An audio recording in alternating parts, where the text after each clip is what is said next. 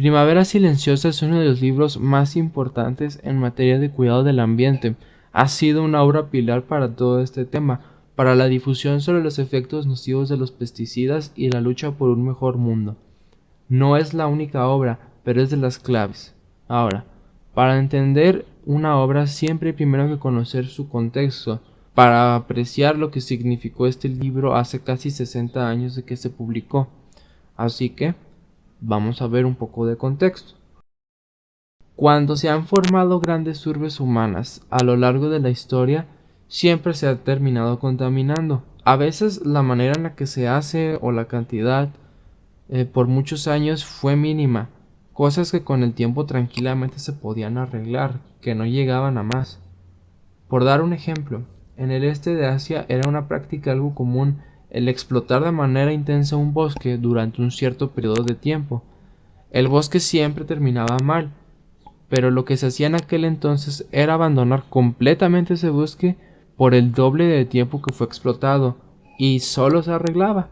No había mucho problema, era una manera de entendimiento entre hombre y naturaleza que funcionó prácticamente por milenios. A partir de la primera revolución industrial, la contaminación solo fue aumentando, sin dar espacio a la naturaleza para recuperarse, ni se consideraba siquiera que la actividad humana comprometía a la naturaleza o al humano mismo. Había necesidades que satisfacer y lo último en lo que se pensaba eran las consecuencias de lo que se hacía. Así actuó la humanidad por casi 200 años sin detenerse a pensar en lo que estaba haciendo y el precio que el progreso estaba pagando. Una inercia que tuvo un primer quiebre durante la Primera Guerra y comenzaron a surgir nuevas formas de apreciar la vida, pero no había aún los medios suficientes para apreciar a detenimiento lo que ocurría y la mentalidad seguía siendo muy distinta a la de nuestros tiempos. La guerra creó necesidades y las necesidades dieron paso a innovaciones. Plásticos, agricultura mecanizada, insecticidas, químicos y una industria en general farmacoquímica totalmente distinta a cualquier cosa que se hubiese visto hasta aquel entonces. Un primer gran boom o apogeo de la química orgánica fue lo que se dio. Todo maravillas y luego viene otro quiebre en el pensamiento y vida de la gente. Otra vez vuelven a nacer nuevas ideas, nuevas formas de apreciar el mundo y la vida, ahora en un contexto distinto al de hace 30 años. El progreso de la era industrial tenía un precio, y finalmente la gente era capaz de percibir lo que estaban pagando. Primavera Silenciosa sería de las primeras obras en exponer estos problemas al público general. Bueno, ahora, con la vida de la autora, que también es importante, la autora, llamada Rachel Carson, es una mujer nacida en 1907, licenciada en biología y con maestría en zoología, casi con doctorado, pero no lo acabó. Hablamos de las primeras grandes generaciones de mujeres estudiadas y alguien que en plena juventud, 28 años, atestiguó la Segunda Guerra. Obviamente fue alguien con una perspectiva distinta e ideas nuevas y frescas a comparación de la academia establecida masculina y de edad avanzada. Posteriormente a su formación académica, comienza a trabajar en zonas portuarias y tener un trabajo muy de campo donde empieza a darse cuenta de los efectos que muchos pesticidas químicos tienen. De hecho, hay varios pasajes dentro del libro que hablan sobre los daños causados en determinadas autopistas o zonas por las que ella usualmente transitaba o sus amigos y familia. Y con estos ejemplos fue donde empezó ella a investigar. Ya había sido alguien con contacto con la naturaleza y el campo, fin de cuentas fue alguien que creció en una granja. Es así como se vuelve más evidente cuando algo no está bien, cuando tienes el contraste de cuando las cosas sí están bien, aparte de claro su formación académica. Cuando Primavera Silenciosa se publica en 1962, realmente no había tanto contenido dirigido a un público general hablando del daño al ambiente que los humanos estaban causando, especialmente sobre los problemas que causan los insecticidas sintéticos. La mayoría del contenido era literatura especializada o cosas no tan al alcance de un público general, como lo pudiera ser un libro más literario.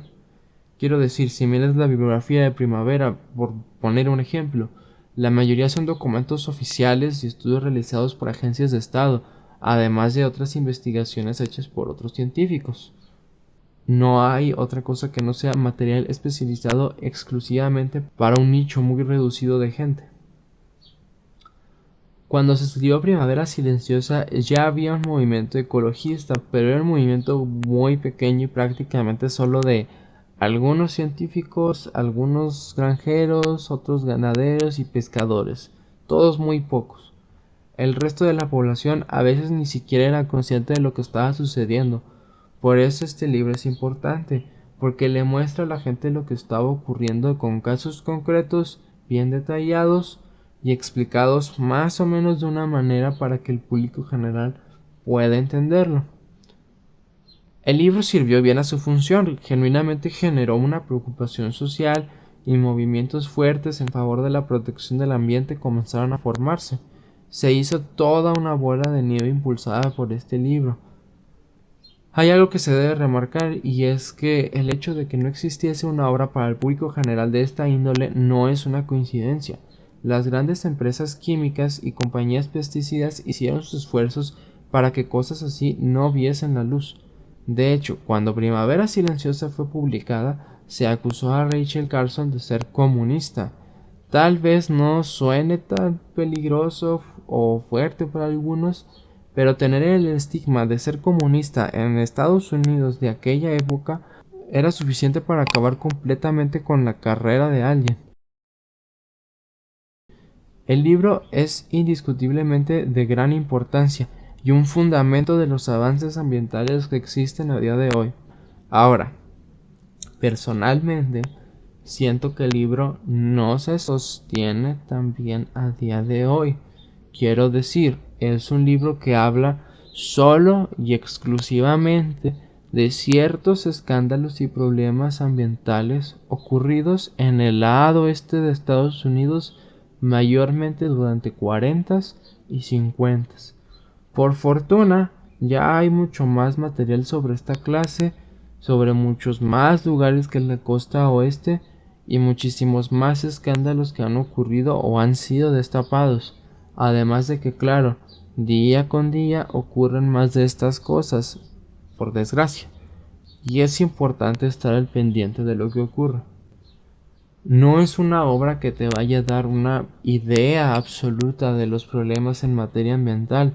Tiene un enfoque muy específico, como ya mencioné, especialmente para los estándares actuales y para la manera en la que hoy en día consumimos información. Por decir algo, ahora contamos con acceso a ejemplos de toda índole y en prácticamente cualquier nación. Creo que de los mayores defectos del libro es que no haya un equilibrio entre el lenguaje narrativo y el lenguaje científico. A veces es muy literario, como en el primer capítulo o las transiciones entre cada capítulo y cada caso que se analiza, mientras que en otros te atiborre con información y detalles que hacen contrastar muchísimo los estilos de lectura. No hay realmente una transición suave entre lo literario y lo científico, se sienten a veces como dos obras distintas. Se nota el esfuerzo por hacer la obra accesible, pero también se nota que no quiso dejar detalles fuera. Supongo que son problemas naturales de ser de las primeras obras con este estilo en materia biológica química.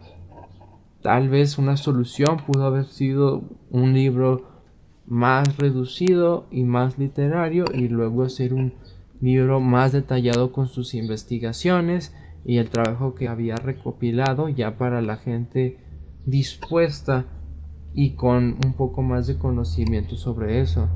No lo sé, pero es lo que se han hecho con ciertas obras de otros tipos de materias. Sigue siendo la base de todo lo que le continuó y los problemas que mencionan no demeritan en absoluto la obra. Pero es eso, es solo una introducción a un mundo desgraciadamente muy vasto y que cada día crece más. sigue valiendo la pena leerlo por saber cómo empezó todo, ver las bases de todo lo que le ha seguido y entender que muchos de los problemas que nos aquejaban en el pasado lo siguen haciendo, pero también ver el progreso que se ha conseguido desde aquel entonces, que realmente no ha sido tanto tiempo, menos de 60 años.